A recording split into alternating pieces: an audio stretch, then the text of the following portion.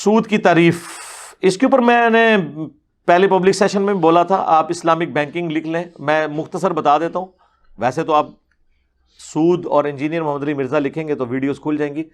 سود پیسے کے بدلے پیسہ ہے، جبکہ کاروبار میں نہ لگایا جائے بلکہ پیسے کے بدلے پیسہ لیا جا رہا ہو کہ یہ لو مجھ سے پیسے، مجھے ہر مہینے تم نے اتنا پروفٹ دینا ہی دینا ہے، یہ ہے سود۔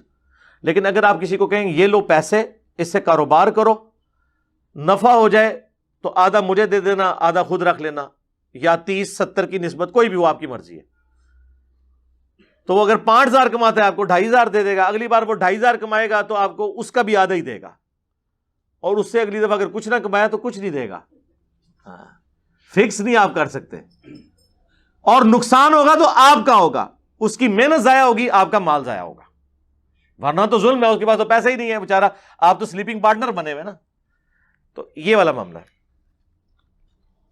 منی اگینسٹ گڈس جو ہے نا وہ پھر حلال ہے، بشرطے کہ اس میں اگر آپ قسطوں پہ چیز لے رہے ہیں تو قسط لیٹ کرنے کے اوپر پینلٹی نہ آپ کو ڈالی جائے تو ٹھیک ہے۔ یہ کوئی ٹائم ویلیو آف منی نہیں ہے، جو لوگ کہتے ہیں ٹائم ویلیو آف منی لے رہے ہیں، ٹائم ویلیو آف منی نہیں ہے، ٹائم ویلیو آف گڈز ہے۔ آپ 95,000 کا CD70 مارکیٹ سے 20,000 میں نکلوا لیتے ہیں، باقی 75,000 کا مالک کون ہے؟ وہ کمپنی جس نے آپ کو قسطوں پہ دیا ہے۔ تو اس نے 75,000 کا جو آپ کو موٹر سائیکل دے دیا اپنی طرف سے آپ کے 20,000 دینے پہ، تو اس 95,000 کے 70 کے صرف 20,000 کے مالک آپ ہیں، 75,000 جو اس میں کنٹریبیوشن ہے وہ کس کی ہے؟ کمپنی کی۔ تو اتنے حصے کا اس گاڑی کا کرایہ، اس موٹر بائک کا کرایہ، جب تک کہ آپ وہ اپنا اتار نہیں دیتے اور اس کے مکمل مالک نہیں بن جاتے، قسطوں کی فارم میں آپ اسے دیں گے نا، وہ پیسے کا کرایہ نہیں ہوگا بلکہ کموڈٹی کا کرایہ ہوگا، جو کموڈٹی آپ نے لی ہوئی ہے۔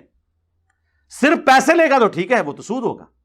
میں آپ کو 1 کروڑ کا مکان دوں، اس پہ ₹1,00,000 مہینے کا آپ سے کرایہ لے لوں، حلال۔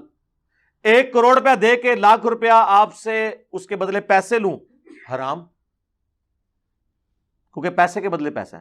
ہاں اگر میں کہوں کہ 1 کروڑ لگاؤ کاروبار میں، جو بھی کماؤ گے اس میں سے اتنا میرا اتنا تمہارا، لیکن وہ پرسنٹیج ہوگی، یہ نہیں کہ جو بھی کمائے گا لاکھ تے منو دیں اتنا تو رکھ لیں، نہ۔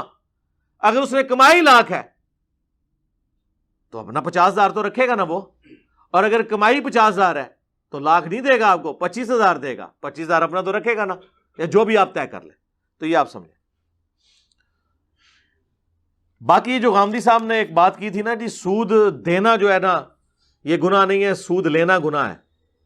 حالانکہ پی ٹی وی پہ ان کے جب شروع کے پروگرام میں آپ دیکھیں یوٹیوب پہ رکھے ہوئے ہیں، اس وقت تو وہ کہتے تھے جس طرح زنا بالجبر اور زنا بالرضا دونوں حرام ہے، کیونکہ اس سسٹم کو سپورٹ کرنا ہے، اس طرح سود لینا اور دینا دونوں حرام ہے۔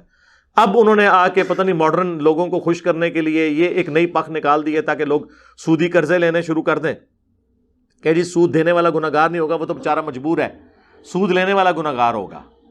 تو بھئی آپ بھی تو سسٹم کو سپورٹ کر رہے ہیں نا،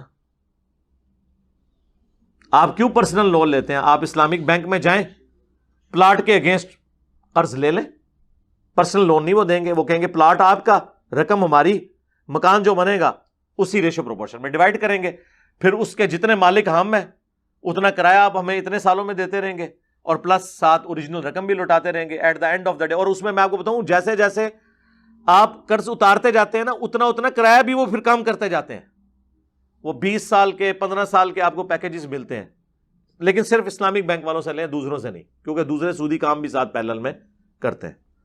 باقی میری ویڈیوز دیکھ لیں۔ پاکستان میں